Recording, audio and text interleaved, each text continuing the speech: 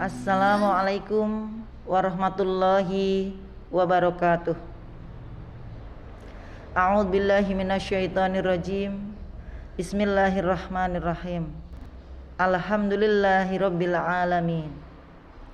Puji syukur tiada henti kita panjatkan kehadrat Allah Subhanahu wa taala yang telah melimpahkan rahmat, taufik serta hidayahnya sehingga pada hari ini, hari Jumat tanggal 30 April 2021, Allah mempertemukan kita dalam keadaan sehat, yaitu dalam kegiatan pesantren Ramadan tahun 1442 Hijriah MTS Negeri 1 Cilacap.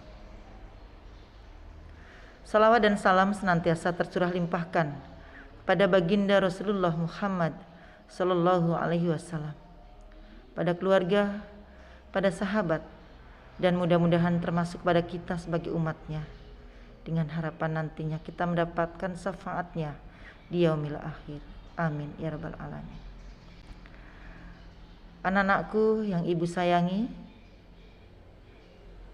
pada kesempatan kali ini ibu akan menyampaikan tentang 5 ayat Al-Quran, motivasi bila kita ingin ke surga. Yang pertama, mau mengubah diri kita. Tercantum di dalam Quran surat Ar-Ra'd ayat 11. Yang kedua, ada kebaikan di balik yang tidak kita sukai. Jadi yang kedua adalah ada kebaikan di balik yang tidak kita sukai. Tercantum dalam Al-Quran surat Al-Baqarah ayat 216. Yang ketiga, kita pasti sanggup. Tercantum di dalam Al-Quran surat Al-Baqarah, maksud ibu surat Al-Baqarah ayat 286.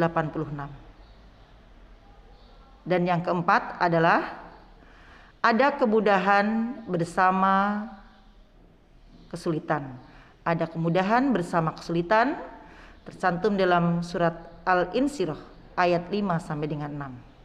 Dan yang kelima adalah takwa dan tawakal. Dalam Al-Quran surat At-Talaq ayat 2 sampai dengan 3. Itu adalah 5 ayat Al-Quran motivasi bila ingin masuk ke surga. Untuk yang pertama, Al-Quran surat Ar-Ra'd ayat 11, yang artinya sesungguhnya Allah tidak akan mengubah nasib suatu kaum hingga mereka mengubah diri mereka.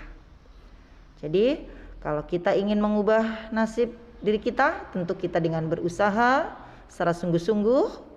Sesuatu yang sudah baik kita tingkatkan, bukan tidak baik kita tinggalkan. Selanjutnya adalah yang kedua, ada kebaikan di balik yang tidak kita sukai. Tadi tercantum di dalam Al-Quran surat Al-Baqarah ayat 216. Yang artinya, dan boleh jadi kamu membenci sesuatu, tetapi ia baik bagimu. Dan boleh jadi kamu menyukai sesuatu, tetapi ia buruk bagimu. Dan Allah mengetahui dan kamu tidak mengetahui. Jadi yang kita anggap itu baik, belum tentu baik bagi Allah. Dan yang menurut kita sesuatu yang tidak baik mungkin bagi Allah adalah baik. Itu yang kedua. Dan yang ketiga yaitu seperti yang tercantum di dalam Al-Baqarah ayat 286. Kalian sudah hafal dengan ayat ini ya? A'udzubillahi minasyaitonirrajim. La yukallifullahu nafsan illa wus'aha. Yang artinya Allah tidak membebani seseorang itu melainkan sesuai dengan kesanggupannya. Jadi Allah itu sangat sayang kepada kita, sangat Maha Rahman, Maha Rahim. Sanggup membantu sesuatu yang kita tidak sanggup, maka Allah tidak akan membebani kepada kita. Itu adalah yang ketiga. Dan yang keempat adalah ada kemudahan bersama kesulitan. Ada kemudahan bersama kesulitan. Dalam Al-Quran surat Al-Insyirah ayat 5 sampai dengan 6. A'udzubillahi minasyaitonirrajim. Fa inna ma'al usri yusra. Inna ma'al usri yusra.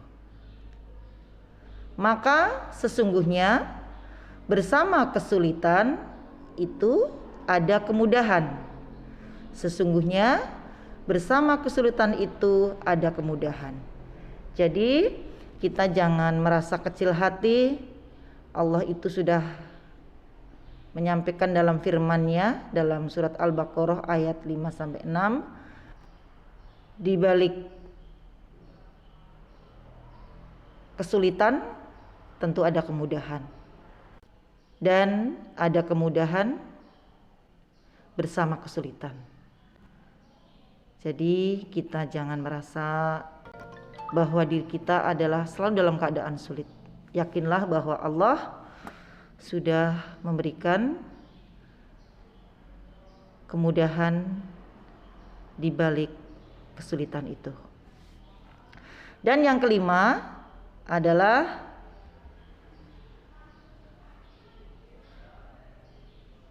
takwa dan tawakal. Yang terakhir adalah takwa dan tawakal.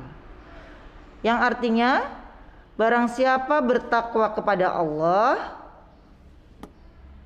maka dia akan menjadikan jalan keluar baginya dan memberinya rizki dari jalan yang tidak ia sangka. Dan barang siapa yang bertawakal kepada Allah, maka cukuplah Allah baginya. Sesungguhnya Allah melaksanakan kehendaknya. Dia telah menjadikan untuk setiap sesuatu qadarnya. Jadi bertakwalah kepada Allah dan bertawakal. Namun kita sebagai manusia tentu harus berikhtiar terlebih dahulu, kemudian iringi dengan doa, baru kita tawakal kepada Allah. Ikhtiar kita sebagai manusia adalah harus atau wajib. Kemudian setelah kita berikhtiar, maka berdoalah kepada Allah. Karena orang yang tidak mau berdoa kepada Allah, maka dikatakan orang yang sombong. Karena menganggap dirinya sudah cukup, tidak membutuhkan Allah. Padahal Allah adalah segalanya. Allah tempat berlindung, Allah tempat memohon, Allah tempat memuji, meminta, dan Allah segalanya. Itulah yang dapat Ibu sampaikan pada kesempatan kegiatan atau pesantren Ramadan kali ini. Mudah-mudahan bermanfaat khususnya untuk diri Ibu, dan mudah-mudahan juga bermanfaat buat anak-anakku semuanya, serta barokah ilmunya. Segala kekurangan Ibu mohon maaf. Mudah-mudahan esok bisa bertemu kembali dengan kegiatan belajar secara tatap muka dan kegiatan Ramadan. Mudah-mudahan semuanya yang kita lakukan tercatat sebagai amal soleh yang diterima oleh Allah Subhanahu wa Ta'ala, dan kita termasuk hamba Allah yang bertakwa. Sebelum berakhir pertemuan kegiatan Ramadan ini, kita berdoa semoga ujian yang kita alami, yaitu COVID-19 yang terjadi ataupun menimpa kita, mudah-mudahan berakhir sehingga kita beserta keluarga dalam keadaan sehat, mendapatkan ridho dari Allah Subhanahu wa Ta'ala. Anak-anakku semua, mari kita akhiri dengan doa kafaratul majlis bersama-sama.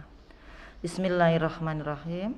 Subhanakallahumma wa bihamdika asyhadu an la ilaha illa anta astaghfiruka wa atubu ilaik. Segala kurangan mohon maaf. Assalamualaikum warahmatullahi wabarakatuh.